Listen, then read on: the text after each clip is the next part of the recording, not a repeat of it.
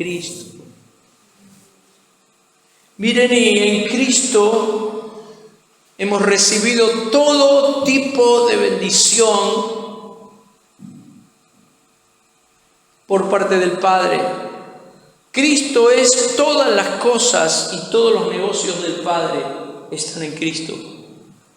No es que necesitamos un montón de cosas más y aparte a Cristo, sino que en Cristo está todo lo que yo necesito. Y tengo que vivir creyendo esta realidad que dice la palabra, y tengo que procurar que haya una mayor luz, una mayor revelación de estas verdades. En Cristo estoy completo, en Cristo estoy pleno, en Cristo estoy satisfecho. Pero si no tengo para comer, te hagas problema, que no te va a faltar nunca, porque el Señor ha prometido que a los justos no va a haber ni siquiera uno que mendigue pan, y que va a haber sustento y abrigo. No hay posibilidad para que un hijo de Dios no tenga lo justo y lo necesario, aunque en determinados momentos nos toquen pasar momentos de zozobra, con la plena certeza de lo que dice la palabra, que a los que aman a Dios todas las cosas ayudan a bien, y todo lo que nos toque transitar, atravesar, será con la finalidad de que Cristo sea formado en nosotros. Y a los que aman a Dios todas las cosas les ayudan a bien, esto es, a los que conforme a su propósito son llamados. Así que cualquier necesidad que nos toque atravesar, si amamos a Dios y estamos enfocados en Cristo, está produciendo en nosotros más Cristo y menos de mí. Amén. Porque a los que aman a Dios todas las cosas ayudan a bien.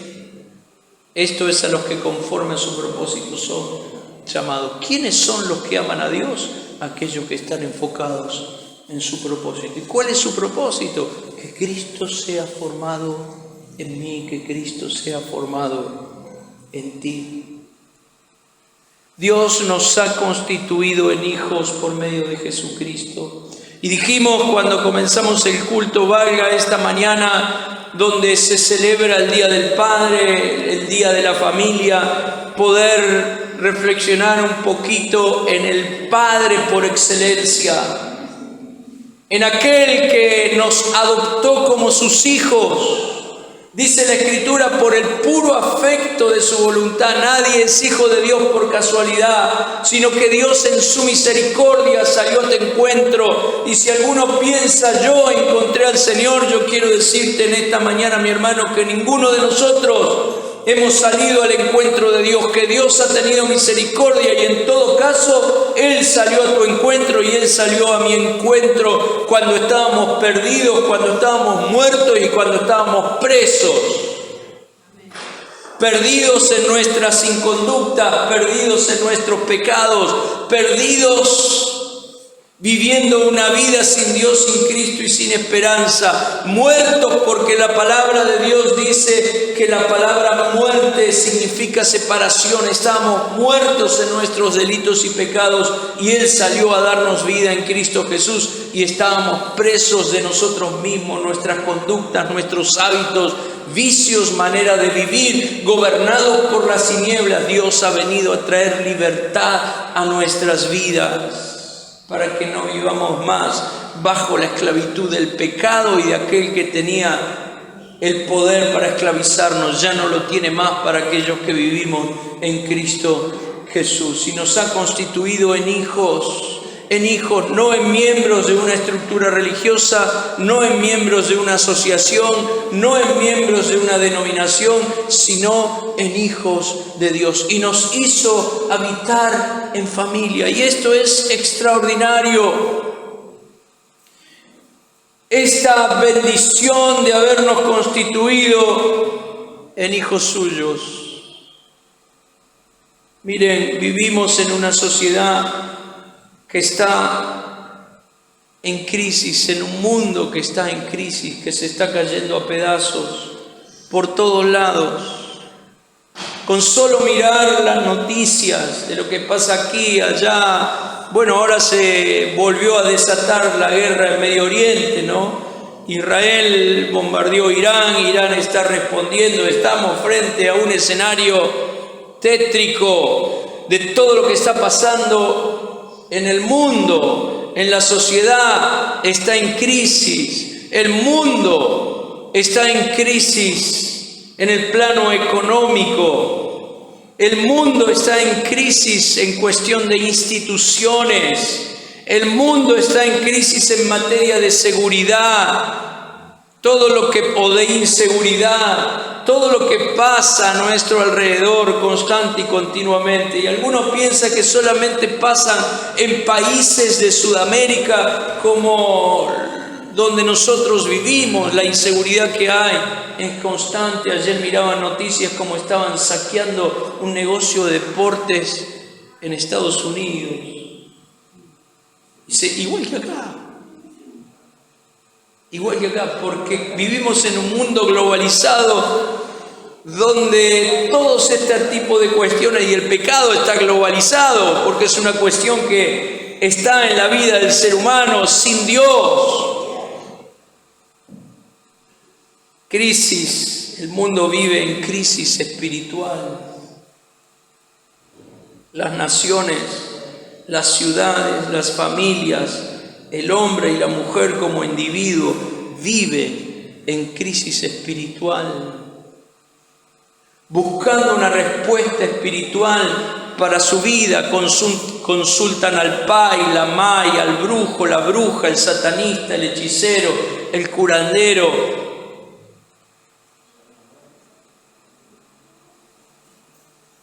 Seguramente si hablamos con gente conocida, con algún vecino, con un amigo, con algún compañero de trabajo,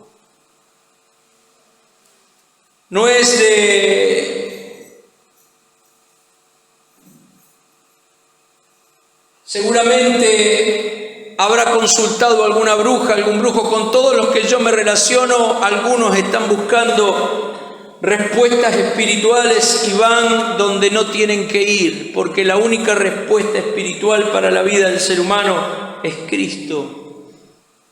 No es el pai, no es la mai, no es el brujo, no es la bruja, no es el satanista, no es el hechicero, no es el curandero, no es el astrólogo, es Cristo. Y cuando uno se encuentra con Cristo, se terminaron las crisis espirituales, las búsquedas, la insatisfacción, porque Jesús completa, llena, satisface. Él es el verdadero pan de vida y el que come de Él jamás va a tener hambre en el plano espiritual. Pero hay algo que realmente está en crisis y es la familia. Y valga hoy una pequeña reflexión acerca de este tema. Si hay algo que está en crisis es la familia. Y miren, no vamos a tener sociedades más sanas que las familias que componen la sociedad. Hay un ataque feroz de las tinieblas contra la familia. No vamos a tener sociedades más sanas que las familias que compongan la sociedad, porque la familia instituida por Dios es la base de la sociedad y es la base de la iglesia. Y necesitamos todos nosotros que la realidad del reino de Dios se establezca en nuestras familias, en el hombre, en la mujer, en los hijos, en nuestro hogar.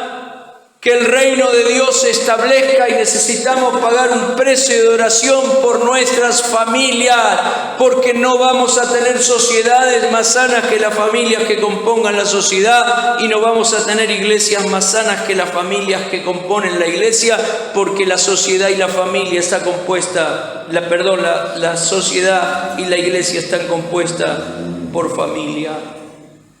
Dios creó al ser humano a imagen de Él lo creó, hombre y mujer lo creó y los bendijo con estas palabras: sean fructíferos y multiplíquense, llenen la tierra y sométanla. En Génesis 1, 27, 28. Y Dios creó al ser humano a su imagen, lo creó a imagen de Dios, hombre y mujer lo creó y los bendijo con esta palabra: sean fructíferos, multiplíquense, llenen la tierra y sométanla.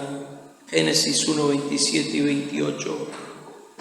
En Génesis 2, 24 dice: por eso el hombre dejará su padre a su madre, se une a su mujer y los dos serán un solo ser. La familia es creación de Dios. Es la comunidad primaria de toda la humanidad. La familia antecede a toda otra institución. Es antes que el pueblo, antes que las naciones y antes que la iglesia. Dios conformó la familia. Y necesitamos pagar un precio de oración, estar enfocados,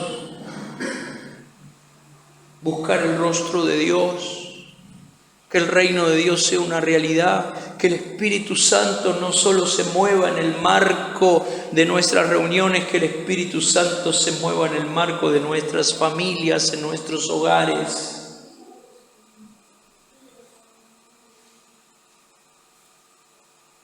Dios, por ser el creador y sustentador de la familia, es el único que tiene autoridad y derecho para decir lo que es la familia, para qué existe y cómo debe funcionar.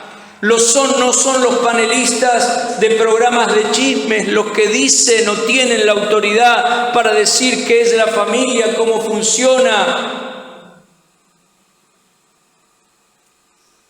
Porque hoy en los programas de chisme, en un panel tenemos de todo, ¿no? Opinando con una libertad sobre cómo es la familia, cómo debe ser, cómo debe funcionar. El único que tiene derecho y autoridad moral para decir cómo funciona una familia es Dios, y tenemos que remitirnos a su palabra y poder funcionar como Dios realmente quiere que funcione. Les decía al principio, ¿es importante para Dios la familia? ¿Es importante? Claro que es importante. ¿Cómo no va a ser importante? Si será importante que el propósito eterno de Dios es tener una familia de muchos hijos iguales a Jesús. Dijimos en el Salmo 68, 5 y 6 que Dios es Padre de huérfanos. Bendito aquel que por cualquier situación de la vida se quedó sin padre y sin madre, porque va a recibir el amor, la gracia, la contención, la adopción de Dios, Padre de huérfanos y defensor de viudas. Es Dios en su santa morada. ¿Cuántas viudas hay acá? ¿Cuántas? 1, 2. Hay algunas más que no están en esta mañana. Miren lo que dice el Señor para ustedes. Que Dios es Padre de huérfanos y defensor de viudas. No hay nadie más que Él para sostenerlas y defenderlas. Así que no hay que tener temor. Amén. Y Dios hace habitar en familia a los desamparados, aquellos que por distintas situaciones han vivido una realidad dolorosa en su familia. Dice que Dios los hace habitar en familia y abre su gran familia, que es la iglesia. La iglesia no es una institución, la iglesia no es una estructura religiosa, la iglesia no es una empresa, la iglesia tiene distintas figuras, la iglesia es templo de Dios, esposa del Señor, pero también es familia. En Efesios capítulo 2, versículo 19, dice que ya no sois extranjeros ni advenedizos, sino conciudadanos con todos los santos y miembros de la familia de Dios.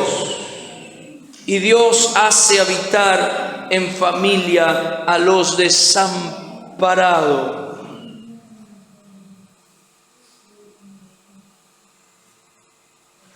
Y dijimos también que en la antigüedad A Dios se lo llamaba con muchos nombres, pero en el nuevo pacto, después de la venida del Señor Jesús, Dios se establece entre nosotros como nuestro Padre.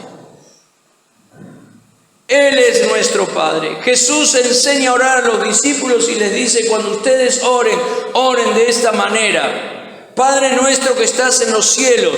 Padre, Dios es Padre de huérfanos. Dios hace habitar en familia a los desamparados. Dios es Padre, y el Padre es el que ama, el Padre es el que provee, el Padre es el que sostiene, el Padre es el que provee cobertura, el Padre es el que es sacerdote en el hogar, es el encargado de traer la presencia de Dios a la familia. El Padre es el que provee espiritualmente, emocionalmente y económicamente. Y tenemos que decir los que somos papá, amén, ¿o no? Un recontra amén tenemos que decir.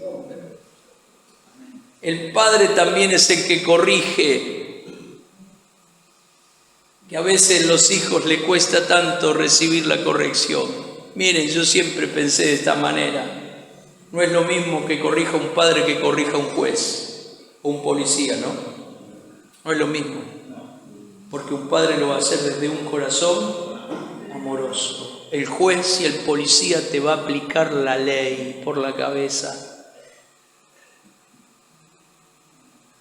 Digo esto pensando también en la iglesia, que tiene que haber muchos padres y muchas madres espirituales, en el buen sentido de la palabra, para no aplicar la ley por la cabeza del otro, sino aplicar la gracia. Porque no hay momento donde nos parecemos más a Jesús cuando aplicamos la gracia. Amén. Porque a nosotros se nos aplicó y se nos aplica la gracia. Significa que no merezco y Dios me ama, me cuida, me provee, me sostiene. Eso no me da libertad. Cuando yo soy consciente de la gracia no me da libertad para abusar de Dios y para hacer cualquier cosa. No, al contrario, cuando soy consciente de la gracia del Padre, me pongo bajo el gobierno del Padre, porque sé que no hay nada mejor que estar en la casa del Padre, en las manos del Padre. Bueno, yo quiero después hacer una reflexión chiquita sobre la parábola del hijo pródigo. Ese hijo que se fue rebelde con el padre, que no solamente rompió una ley porque quebrantó una ley, avergonzó al padre, pidió la parte de la herencia estando el padre en vida, con todo lo que significaba eso. Cuando uno investiga un poco cómo era la cultura en ese momento, empieza a descubrir algunas cosas más profundas acerca del amor del padre, porque la figura del padre es la figura central en la parábola del hijo pródigo. No solamente quebrantó una ley, rompió la unidad familiar, sino que rompió una relación, la relación con el padre.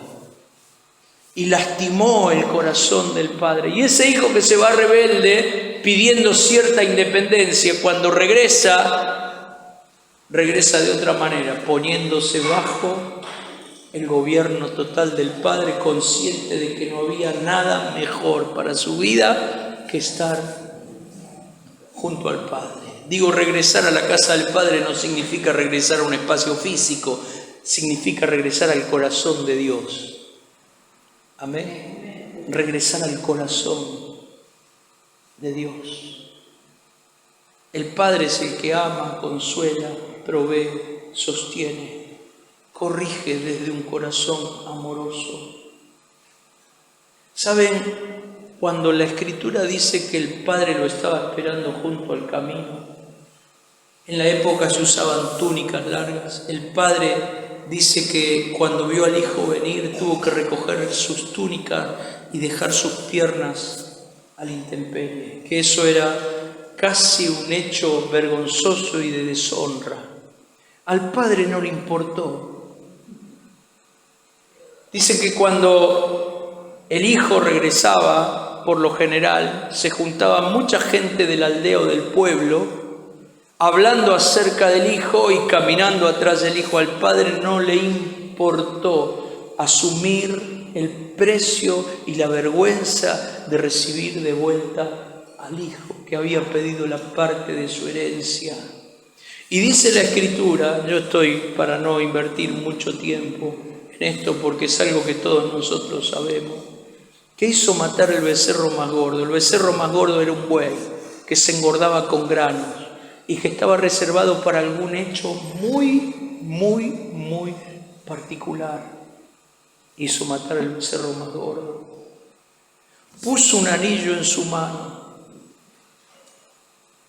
Algunos dicen que las aldeas, las familias en Medio Oriente, por lo general tenían un sello, un anillo de sello. ¿Vieron cómo son los anillos de sello, no? Que tenía el sello de la familia. Había cuando un hijo se iba, pedía parte de la herencia, rompía la relación con el padre. Había un ritual que se celebraba, que se rompía una vasija y se declaraba que el hijo era cortado de la familia y no tenía ninguna posibilidad más de volver a la familia y de disfrutar de lo que antes disfrutaba.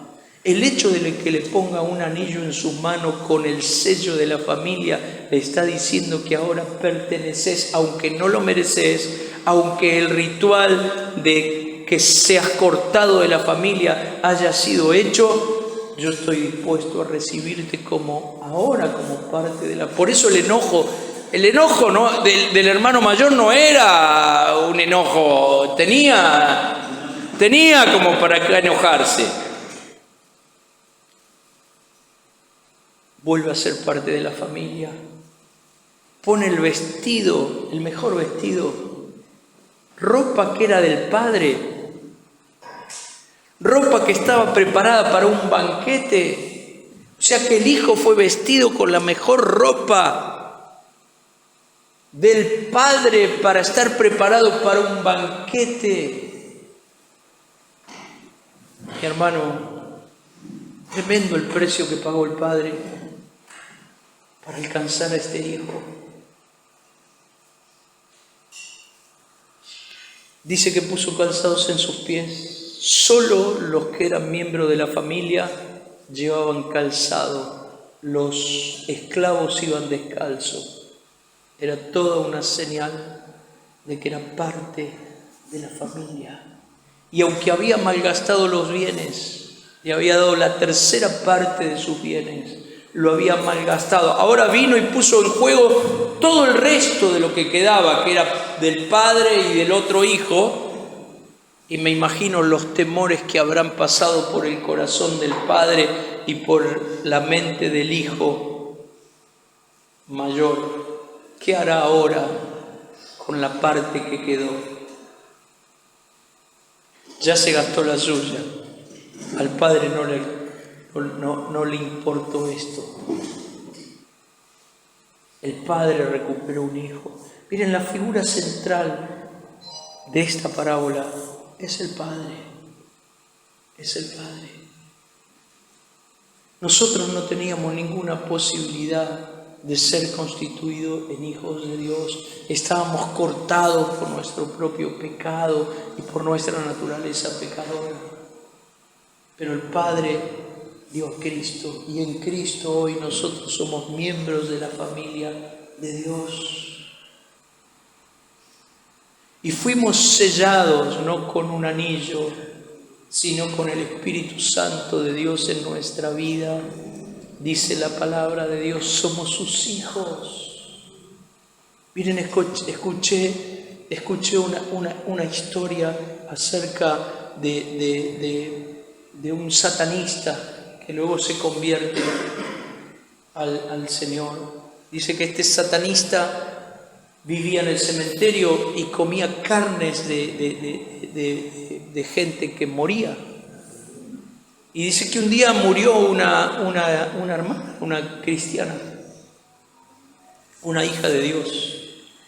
Y dicen que este satanista que habitaba en el cementerio fue al sepulcro de esta hermana para poder rasgar la carne y comerse un pedazo de carne. Y dice que se apareció Satanás mismo frente a este satanista y le dijo: no toques a esa mujer, Y este comenzó a decirle, ¿por qué? ¿Por qué? ¿Por qué? Y Satanás dice que no. Miren, esto es algo que yo escuché en una oportunidad. Satanás no le daba muchas explicaciones hasta que llegó un punto que le dijo, porque no me pertenece. ¿Y a quién le pertenece?, le preguntó el satanista. Y dice que Satanás no nombraba a Jesús, y le dijo al hombre de blanco, al hombre de blanco. Dicen que los satanistas se refieren a Jesús como el hombre de blanco, ni siquiera pueden nombrar su nombre. Y que llegó un momento, dice que el Espíritu Santo habló a este satanista que estaba allí y le dijo, el hombre de blanco es Jesús, pronúncialo. Y dice que le dijo, este hombre de blanco que me decís que le pertenece a este cuerpo es Jesús. Y Satanás dice que desapareció de su vista. Este hombre, este satanista que habitaba en el cementerio, se convirtió a Cristo.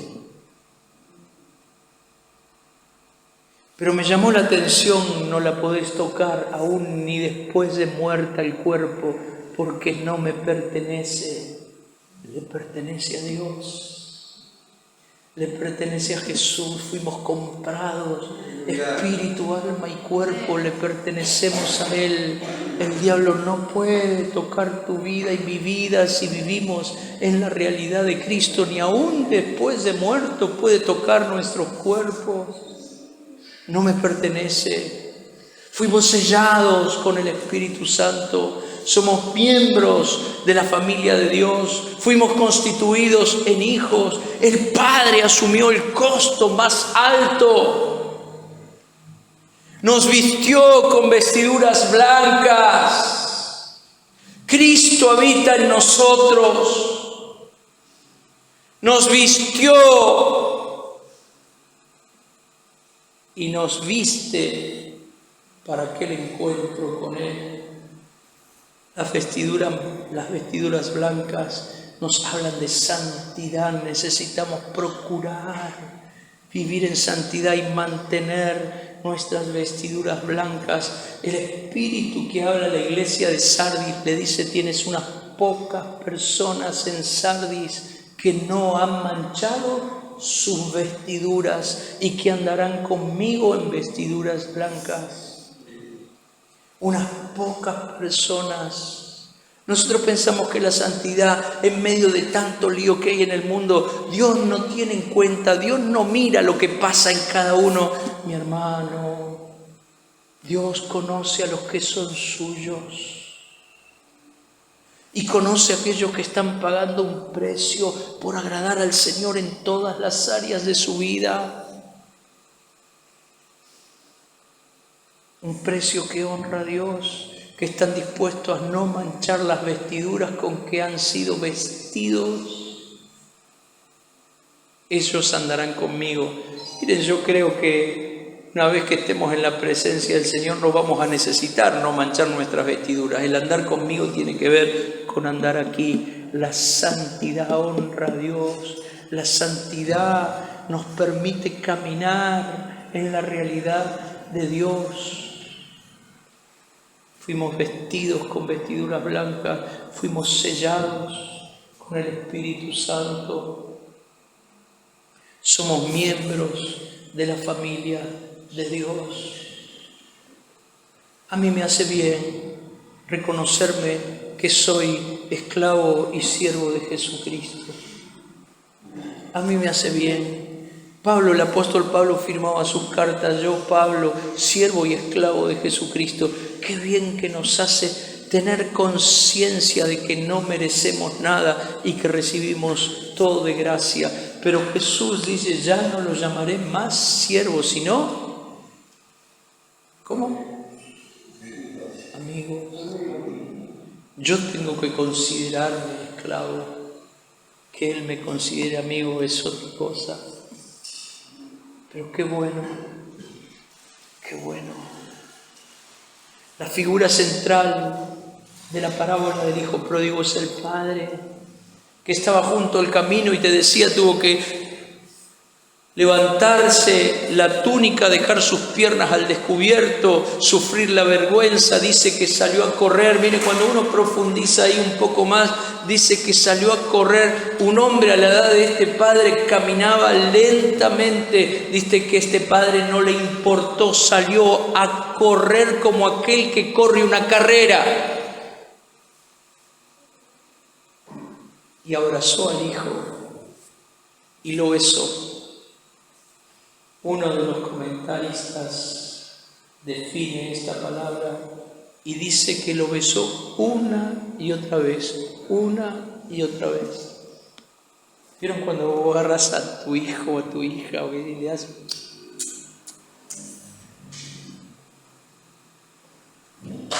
Los besos de Dios.